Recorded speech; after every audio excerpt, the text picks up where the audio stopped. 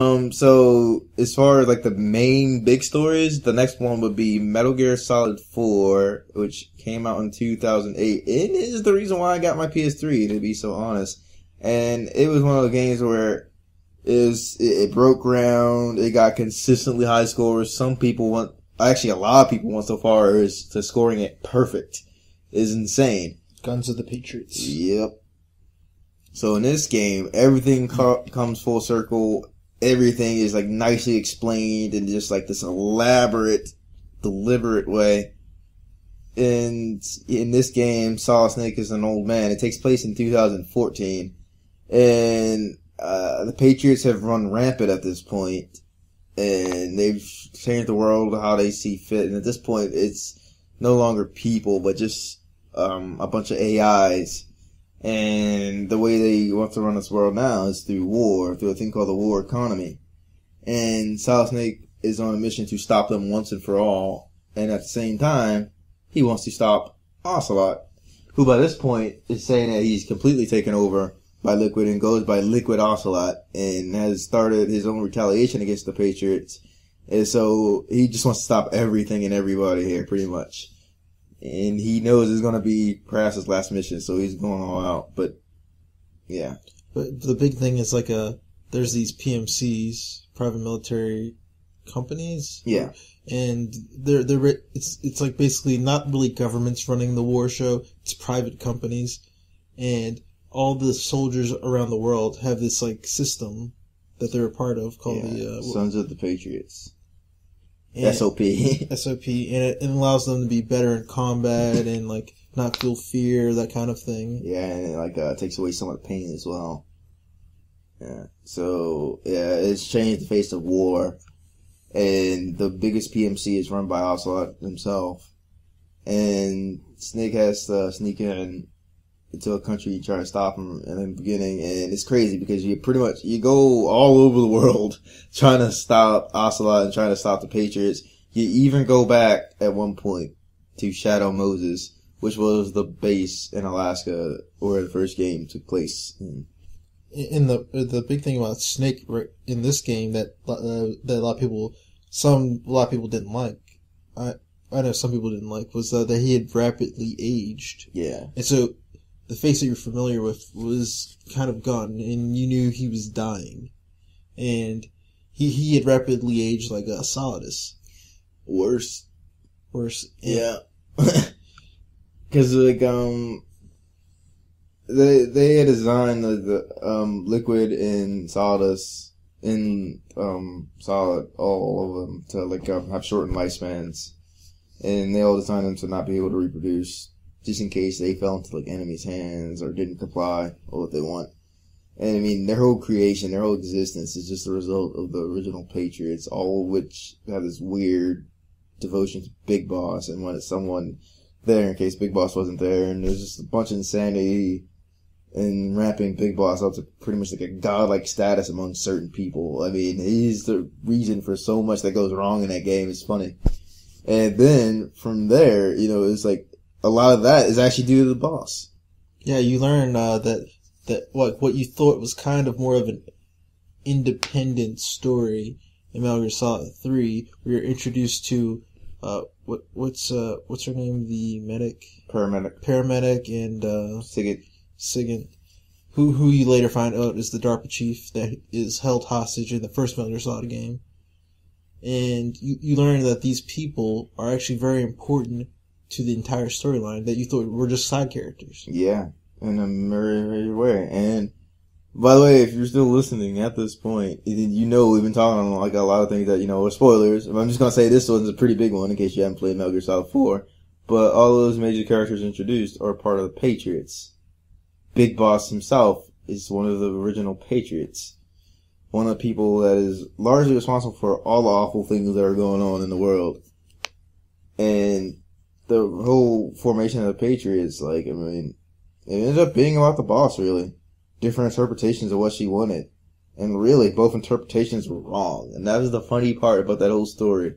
Zero, which is one of the important characters in 3, and he pretty much takes the role of Colonel Camel had. He goes back and forth with this kind of Cold War going on between him and Big Boss that shapes and defines the world. And all of them thought they knew what they were talking about. They thought they knew what the boss wanted. They didn't. They got it wrong. Because, see, she wanted the world to be united, and they went about very, very different ways.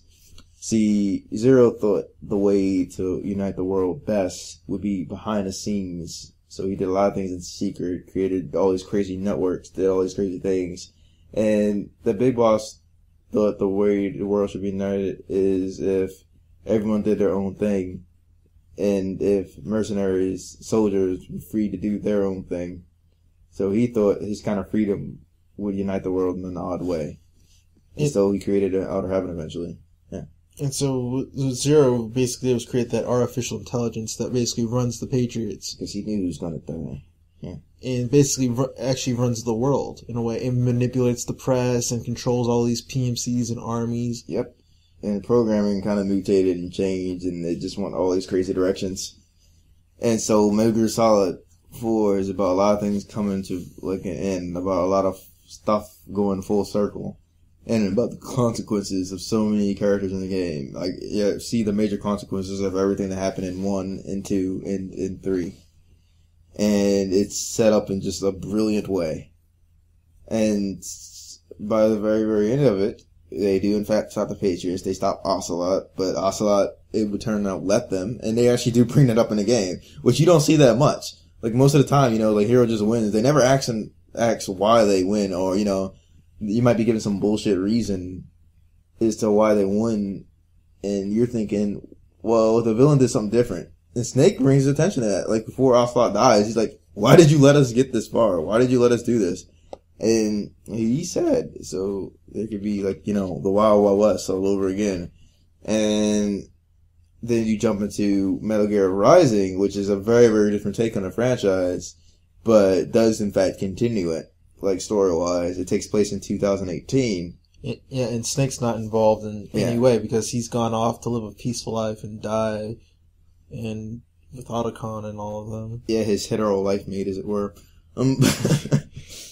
But yeah, so as Cameron said, it's like very different. Raiden's the star. Yeah, and even though Raiden's the star, you can get past that because the gameplay is insane, is ridiculous. You get to do so much cool shit in there. It's no longer like the stealth, hiding and just shooting and trying to sneak up on people. Yeah, it's very, very different. I mean, they have a lot of elements that you see in Metal Gear Solid.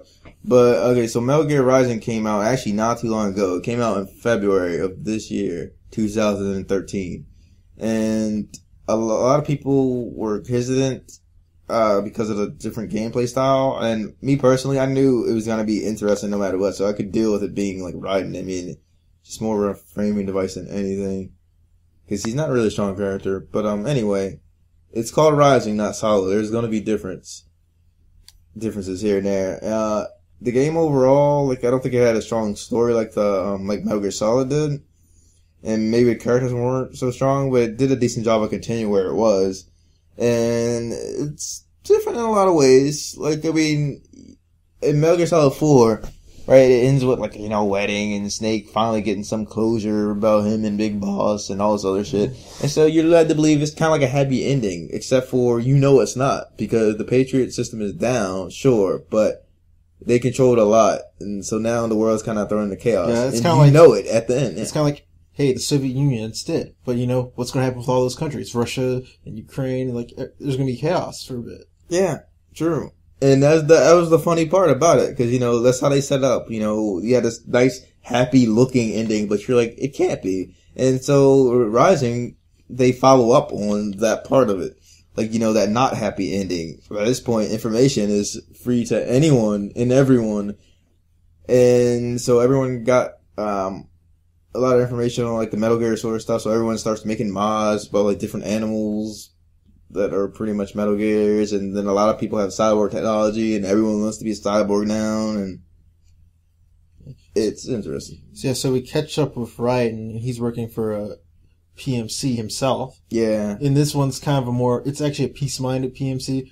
So they try to actually bring peace and stability. And they don't really want war, I guess. They actually want to help people and be on the side of the weak. And he's doing this. to pay the bills for his family, Yeah. who we don't really see in the game, right? No, you don't. They mention him, but And don't see him. he's his first task at the beginning of the game is to defend this African president of a vague African country that they don't get into, but he ends up getting killed by another rival PMC that's kind of like a dark PMC, the one like what you more associate with like a company like Blackwater or something, and they end up killing the president of the African country, and I think the rival PMC is like Desperado, Yeah. and Raiden fails and he gets beat by Sam, who becomes his rival in the game. He's also another cyborg. Well, that PMC also has a lot of cyborgs that you end up facing as bosses. Yeah, it's a very different sort of game, though, because it had this Metal Gear feel, and it had this very, very different feel. I feel like, it was actually well done, because what it was, it was published by Konami, developed by Platinum Games. So this is a collaboration that a lot of people were curious to see, and I think it turned out well, because you saw a lot of, like, the sort of signatures of a Platinum game and of a Metal Gear game. Platinum did Bayonetta, right? Yeah, they did. And Platinum Games itself, and it explained so much when I found out that Platinum Games was involved with it. See, Platinum Games is accompanied by like the original creator of Devil May Cry. So, yeah, it makes a lot of sense that some gameplay elements of Devil May Cry would end up in there, or at least a style. And this is one of the reasons why I was excited about Rising. I could care less that it's about Raiden. It's just like fusing Metal Gear and Devil May Cry, my two favorite franchises. So I was glad to see that, and I think it turned off well, because you had that Metal Gear feel, and you had their sort of signature in it. I think I might have realized what revengeance means. Wait. So the first time he tries to avenge the president, Yes. he gets defeated. And so he needs to avenge again, so it's re-avengeance. So revengeance. It makes the word no less stupid. Yeah, so the whole title of that is Metal Gear Rising Revengeance, where they could have just left it as Metal Gear Rising, but they had to add Revengeance. And it's not Metal Gear Solid, it's Metal Gear Rising, so it's like they're trying to start their own new series of Metal Gear Rising games. Yeah. And that's separate. Yeah, and it's interesting how that came about, though, because originally, like back in 2010, they were developing a game, and it was Metal Gear Solid Rising, but it was very, very different in nature, and even though it was still about Raiden, it was different. And they're like, this isn't that interesting, so they kind of let it die, but then again, I got revived. Yeah, well, the idea was like it would take place in between Metal Gear Solid 2 and Metal Gear Solid 4. And it wasn't enough story there. And it would be about Raiden rescuing this little girl that they brought up in Metal Gear Solid 2. And so it revolved around that story, but the problem was the developers of the Platinum Games, I think they complained that essentially they were limited because they were forced into a timeline, so they had to say, Raiden can only do this, and we're limited to these story options, and we can't just go up and we can't be creative, and so they decided to make it take place after Metal Gear Solid 4, so they had more creative freedom. And honestly, that one is the option that made more sense, because if you have the story in between, it's like, so what? We already know that she gets rescued. We don't care how. They already said that she got rescued by Raiden. It's like, so what? So, I mean, this one is a little bit different. It was a good game in its own right, so. The story is much simpler than the other games. Much, much simpler. Oh, yeah. The characters are much weaker. Yeah, so, the weaker characters, you have like you said, simpler story. It's like not as convoluted, not as thought-provoking, which is kind of sad in a way, but it was not set out to, do that. It was set out to, like, pretty much have awesome gameplay. I think it says something that, like, we can, like, name, like, villains from, like, Metal Gear Solid, Metal Gear Solid 2, Metal Gear Solid 3, like, there's Sniper Wolf, and, like, you can even name Fat Man, but, like, I can't name any of them. Laugh and grow fat. Like, I can't name of the Revengeance villains. Besides Sam. Can you name any of them? Any of them? Actually, no. I can describe them, but I don't know. Like, I know, like, someone had some moon in their name or some shit. Like, see, like, that's my thing. Like, we can we know like the personalities of all these Metal Gear Solid villains and Rising villains. They There's didn't like really have it. we know the gameplay elements. Like the guy had like the shield, explosive shield, and the other guy had the parts, with separating the parts. And the other one, she is a chick with a pole arm for a weapon. But we don't know shit about them. No, they didn't really get into them.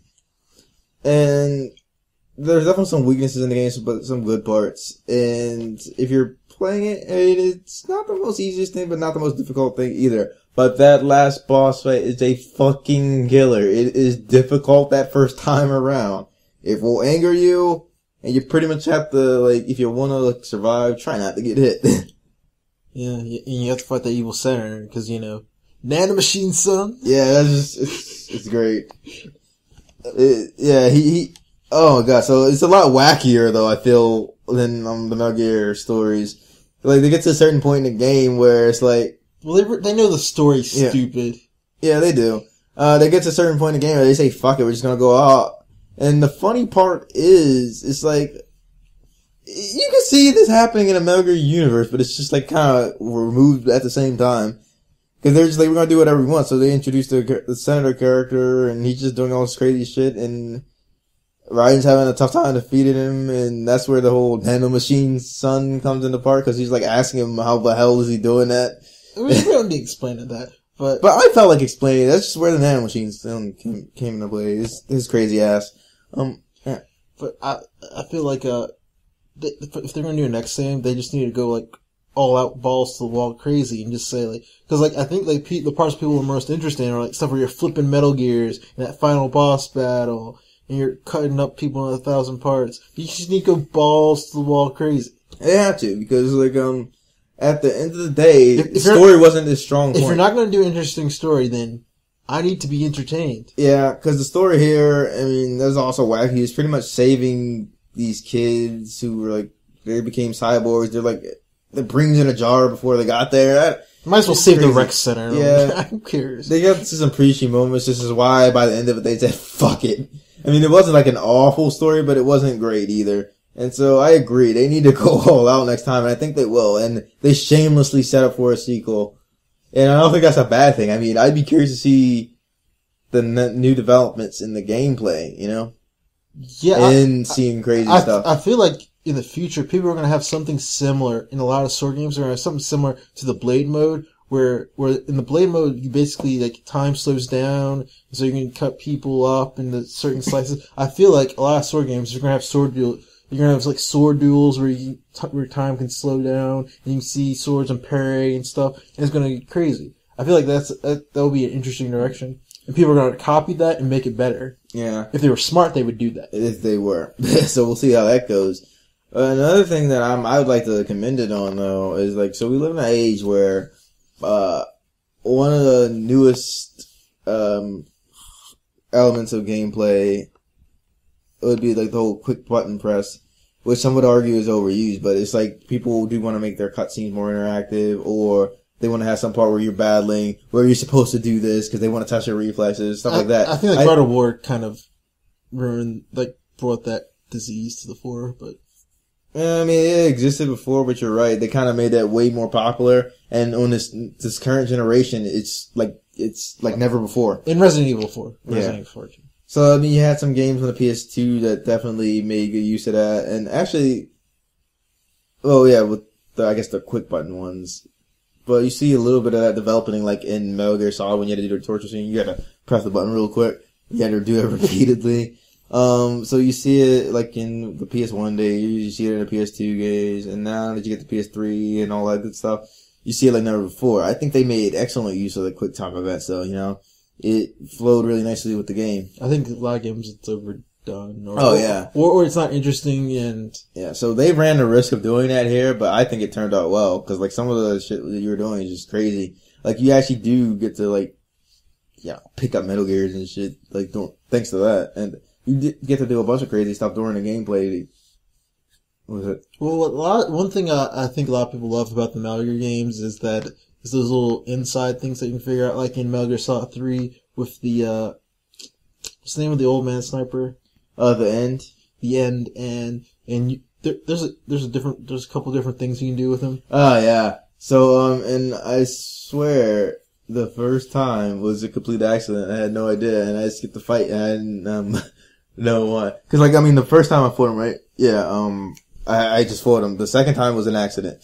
Cause I was going, and it was this cutscene, and I realized that, when the cutscene is over, you can see the end in the distance, like earlier in the game, like he's in a wheelchair, and they're like, pushing him off somewhere, so you can still see him. I'm wondering if I could shoot him. So I take my sniper rifle, I shoot him in the head, he explodes in the wheelchair, like the wheel for the wheelchair just hits me and takes some of my health, but he's dead. So when I go to that part where he's like, you're supposed to fight him, cause I was wondering, well, what's gonna happen now that he's dead? You fight like some ocelots in the forest, cause you're like, oh god, you killed the Ed. So you can avoid that fight altogether. And then one of the other things is, you could set the time on your PS2 ahead, and he would have died of old age. And you could, you could also poison. You could take advantage of his niceness. Yeah, there's a bunch of crazy ways. Metal Gear Solid, like the series, allow little things like that, like the thing with the what's the Psycho Mantis. The thing with Psycho Mantis. My mind kind of had a brain freeze. Ah, it's funny. You're talking about minds when you're talking about Psycho Mantis. Yeah, remember in the Metal Gear Solid where you would have to switch the controller to the different port? I tried it on the original port once, all the way through. That was a difficult fight. Yeah, because he reads your moves unless you change the controller. And then in Metal Gear Solid 4, when you fight his analog, Screaming Mantis, and she also has psycho powers, and you try to switch it, they actually bring that, well, it's their fault. No, it's their fault that you're switching. They say that you should switch in the first place. Well, I mean, like, if you switch right away, yeah, they'll say something about it, but, they do actually at a certain point suggest that you switch. Cause like Otacon calls you. It's like, you switch the channel, cause at this point you're not taking off the controller and put it in, cause it's Wi-Fi. But you're like, switching the channel for it, and he's like, oh wait, that won't work here. And also like, Psycho Mantis kind of comes out, he tries to read your memory card, and he's like, you've evolved, or perhaps your hardware did.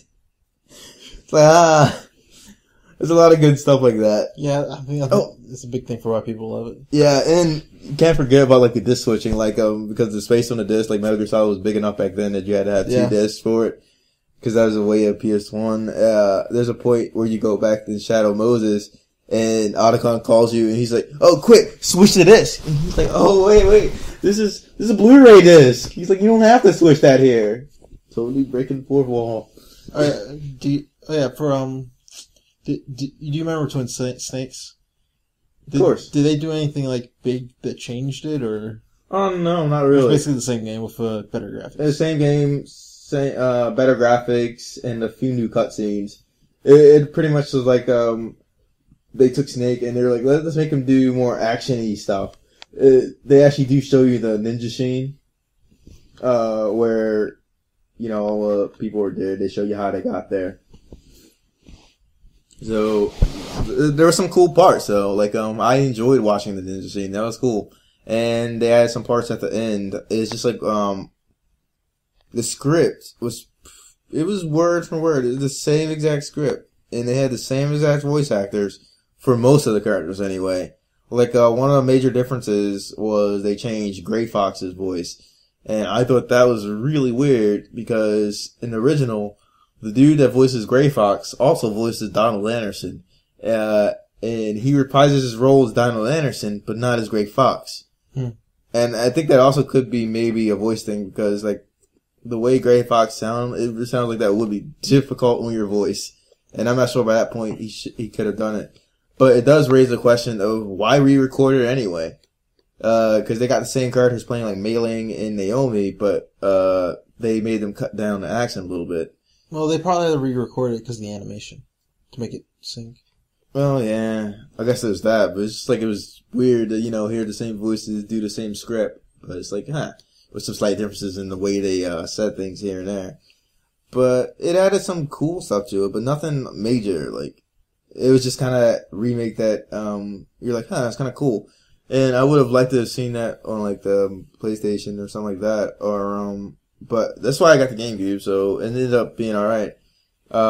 Ended up being really fun to play it from that point of view. Just weird doing the GameCube controls, but it's like, why aren't they ever going to do a remake of Metal Gear and Metal Gear 2? It's just like, oh, come on. Yeah, we thought that'd just be Money in the Bank. Like it would be because the Metal Gear games are like stuck in those 2D hard era. Like no one, like a lot of casual people and a lot of aren't going to go seek them out. And I don't think there's probably some story stuff that they can fix back there. Yeah. And they can just make a really good game that takes place with the original Metal Gear where Snake's fighting Big Boss and... Yeah. And let's not forget, I've played Metal Gear and Metal Gear 2. It's like, they leave some things to be desired. Cause like, they have a port of the originals that were available on, Metal Gear Solid 3 Subsistence, which was like pretty much Metal Gear Solid 3 expansion pack. And so you got to play those, which is pretty cool. And oddly enough, they weren't included in the Essential Collection, which is stupid, but whatever. So, you play those, and you play them these days, though. There is one point in the game where you actually do have to look something up because of the way it is. And I feel like if you, did it these days, it'd be a lot different. Like, there's a part in Metal Gear 2 where, Solid Snake, right? He has to go, hang glide down. And you can't do it. You're trying to figure out why you can't do it. You're stuck. Now, what it would turn out to be is that he's nervous. But you have no visible way of seeing that he's nervous. They don't make him shake. They don't make him do any of that. And the way to calm him down is to make him smoke a cigarette. Now, I feel like if it was these days, you might have like some visual cue that he's shaking and maybe you would make that jump. But you can't see. You have no idea. So you have to figure that out. That's what happens. And, also just some of the things there is just like, And it's like difficult and not in a fun way. But, overall, you play it, you beat it, so you could be like, hey, I beat Metal Gear and Metal Gear 2. And it's just like, it wasn't as fun to play as the other ones, of course, but it's like, you could certainly see why when they came out, why they'd be revolutionary. And you can see different things in the story, and they definitely came a long way in Metal Gear 2 as opposed to 1. So, yeah, I think it'd be interesting to see them though with updated graphics, because it's like, as much as I enjoyed Twin Snakes, there wasn't really a great need to redo that one, especially when you had like Metal Gear and Metal Gear 2. It's like, cause they're short enough that you could probably combine that into one game, you know, like you could have Metal Gear and Metal Gear 2, but have it like on one disc or something. Well, you can, just make it one game, and you just have two parts, kind of like the other Metal Gear Solid games, but. Yeah, and, you know. Have it end off with him defeating Big Boss in the first part, and then part 2 is like year whatever later, and yeah, kind of like how 3 had the 2 parts, and how like 5 will have the 2 parts.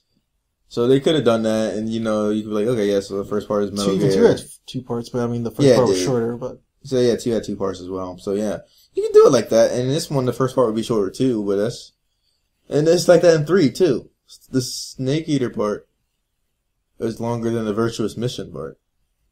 Yeah, you could just have the first part be him infiltrate the base, and then the confrontation with Big Boss, and then... So yeah, they could do Metal Gear, and they could do Metal Gear 2. They could, but they choose not to for reasons we don't know why, because it would clearly be money in the bank, as Cameron said here. I don't think Kojima wants to revisit that. I think he just wants to move forward. He does. He's always moving forward. He constantly says this is going to be my last Metal Gear Solid game. It never is. And he's actually saying Metal Gear Solid 5 is going to be his last game. Also. It won't. I think he hopes it will. I think this will actually be his last one. I don't think so. I think they'll still make him, but I think this will be his last one. He says that. He said that about 4. He said that about 3. He said that about 2. Okay. He wasn't planning on creating Metal Gear Solid at all. And he wasn't planning on doing a sequel to Metal Gear. I just feel sorry for him. I'm just saying. I feel like they have like some kind of like blackmail on him. Like keep on making awesome games. Or like the Yakuza secretly run Konami, and they're like, "You can't leave. No one leaves us alive." And like, you stop making games, you're dead. So we want to talk about Metal Gear Solid 5? Yeah, real quick. But we'll say this: I can't feel sorry for him, and I can't believe his claims because that man has been making Metal Gear games for 25 years, as long as I've been alive. Like, I don't think he's going to stop that. I couldn't imagine focusing on one story for 25 years. Yeah, and yet, here he is. Okay, so Metal Gear Solid 5, The Phantom. Yeah, it's going to be a little different from a lot of the other games, because, like, where so much has been fleshed out already, we have no idea what this one's going to be about because of the amount of detail that's been put into the story. Well, we know somewhat what it's going to be about. Yeah, no, I know, but I'm saying, like, there's so much more that it could be about, and at the same time, you're like, but after Metal Gear Solid 4, you were saying we have no idea. I'm like, yeah, we got some idea. You know, they probably know what I meant. But, okay, well, do you want to get in the background how it was introduced, or?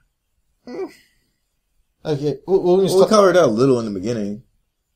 Okay, so basically, there's the two parts, Ground Zeroes and Phantom Pain, and Ground Zeroes takes place after the events of Peace Walker and all that stuff. Yeah, and even though we didn't say it, this is going to be a Big Boss game, by the way. Another mainstream Big Boss game. And apparently, okay, Ground Zeroes is the prologue to Phantom Pain, and it involves Big Boss infiltrating some kind of, like, base, and somewhere at the end of the prologue, we assume, he suffers an injury and goes to a coma for, was it? 9 years. 9 years. And then when he wakes up, that's the beginning of the Phantom Pain.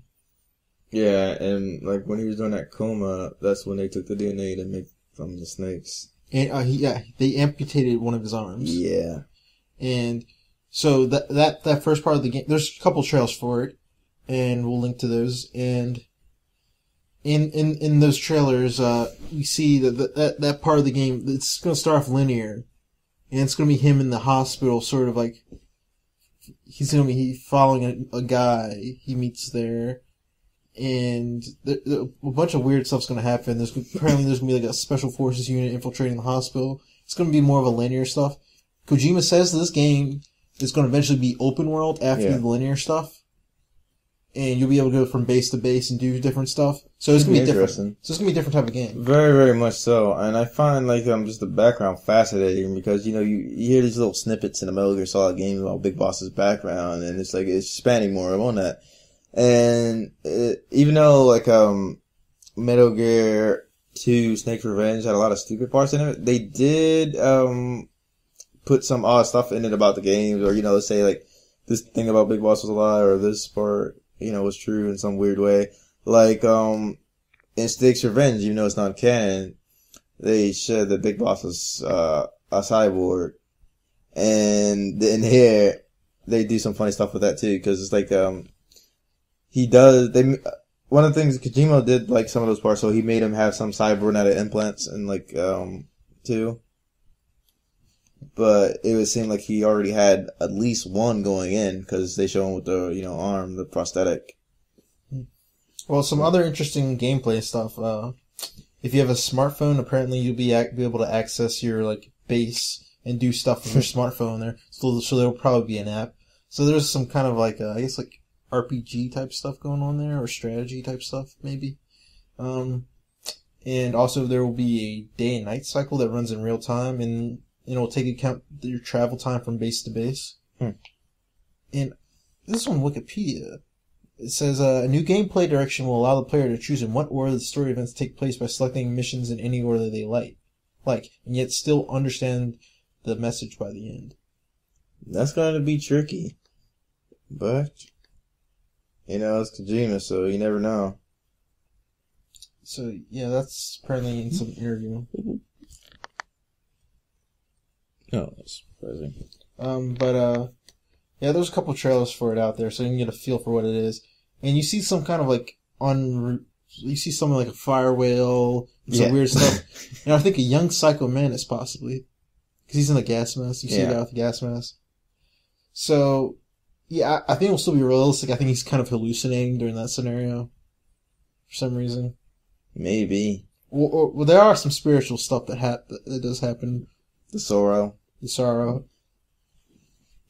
So there could be some spirit stuff. The Psycho Mantis is unexplained in the game. So And they suggest that there's a link between that because he comes back as a ghost in the fourth one. okay, so there might be some. Yeah, because he's possessing Screaming Mantis. So Psycho Mantis might be involved in that. They suggest like the psychic powers are linked with that afterlife on some level. And the other big thing about it is that it's running on the new Fox engine that Konami developed, and Kojima specifically, it's his baby. You know, I think they're gonna be using that for the next gen, but it's also going to be able to run on the PS3 and Xbox 360, so you don't have to worry about, buying a new console for this. Yeah. Which is good for everyone that doesn't feel like paying for a new console right now, or doesn't have the money, and still wants to play Metal Gear Solid. So. Yeah, so I mean that's always a good thing. So I don't know. I guess like, what makes you love Metal Gear Solid so much? And I mean, I enjoy that series so much because of the way the plot is, and also the gameplay and what that suggests about the times and the way it changes it.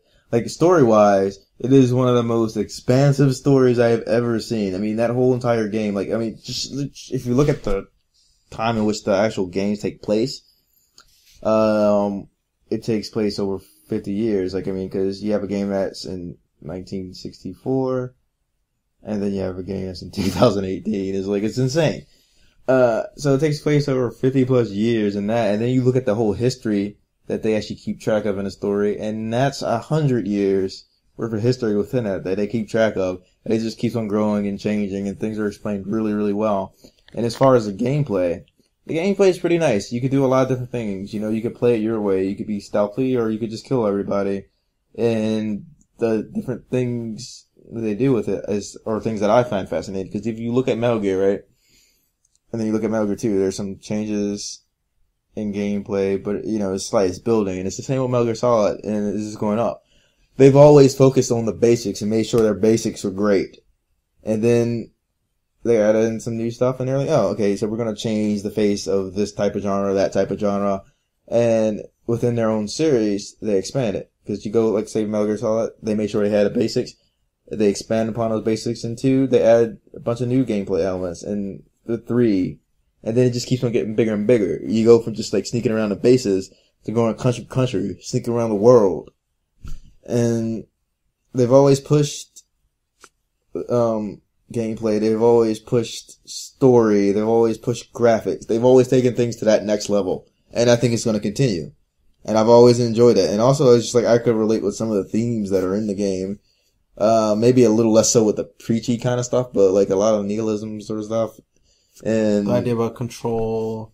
Yeah, and a lot of stuff, like you said, about control in this world and how that works. What's real, what's not, how what should society do to, progress and all that kind of stuff. Yeah, and I like how there's no set heroes or villains. Yeah, you can say Solid Snake's a hero, but not really.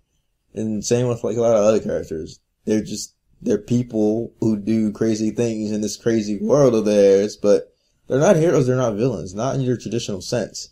And I like how they blur the lines. And even a character like Big Boss, who was once thought to be pure villain, it turns out no, he's got a lot more going on. And even during his villainous days, even though he went about things in the wrong way, he had some sort of good intention in there, trying to break the rule over a system that he started. But, so yeah, a lot of characters, they blur lines morally, and I like that sort of stuff. And, of course, you wouldn't have a lot of those other games out there without Metal Gear Solid. And it's just interesting to see a game be in development, a whole franchise, for as long as I've been alive. There's a lot of major reasons for it. It's just it's fun, it's engaging. They take themselves seriously, but not too seriously. They take themselves seriously enough to actually give a damn and make sure their story expand. And they know that some of the things in the story are a little ridiculous, and so they make fun of that. They have a good sense of humor about themselves and about life. And then they want to say something about it too. And they do. They get their message across. So yeah, that'll be one. All right, let's end on a positive note then. Sure. All right, this was our discussion on Metal Gear Solid. Yep. If somehow you listen to this and you haven't played any of the Metal Gear Solid games, I suggest you go out there and get them. Play them, enjoy them. Is there an HD collection now? There's an HD collection, but no, it's not quite what you're thinking. It's just like it's 2, 3, and Peace Walker. So it doesn't include 4? 4 is still sold separately, so. Okay, so...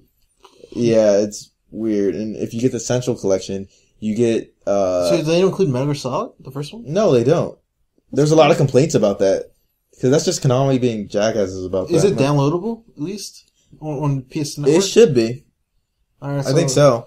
Because hopefully you can get that on PS Network and then buy the HD collection, and then you'll be able to catch up on... Yeah, and if you're not, PlayStation, you should be able to find that online and same with Metal Gear Solid. But yeah, this is weird. Like, the collections that they bring out, they're never good. Because, like, the Central Collection, their Metal Gear Solid, it had some problems. And they had, 2, which is Substance, which is good. They had 3, which is Subsistence, but they didn't include they didn't include Metal Gear and Metal Gear 2, which were part of Subsistence. But, hey, one thing. What do you think about playing in the order 3 first, then 1, then 2, then 4? Actually, if you play it chronologically, I think it's a shitty idea in a weird way. I say this because, it's interesting to see how the gameplay works, but it also, like, story-wise, you'd be confused if you started out with 3. Because they throw a lot at you, and then you miss a lot, and then you get back to explaining a lot if you go in a certain order. Yeah. And another complaint I hear is that, because there's no, 3D version of Metal Gear and Metal Gear 2, like, a lot of that story's not explained, really. A lot of it is explained, but not in a way that most people would like it to be explained, and I can't blame them. But, like, the reason why I knew so much about Metal Gear and Metal Gear 2 before we had stuff like Wikipedia is because they actually, had that in Metal Gear Solid. Like, they had sections where, like, they had some of the stories that some of the people wrote within the game, and they had a section to catch you up. Like, they went into Metal Gear and Metal Gear 2. So, what I found funny is when I played Metal Gear and Metal Gear 2, a lot of that stuff wasn't in there, or it wasn't explained too well, so they went back and explained a lot in those sections. Okay, so you're going to just read Wikipedia, is it? Yeah, read Wikipedia or read that little section that they had in the game. Alright. Or, play yourself, just see how old school games used to be. But, yeah, so play those, catch up, and look forward to seeing what Metal Gear Solid 5 is like. Alright, this was Crash Mode, and I'm Cameron. And I'm Jordan. Rock it.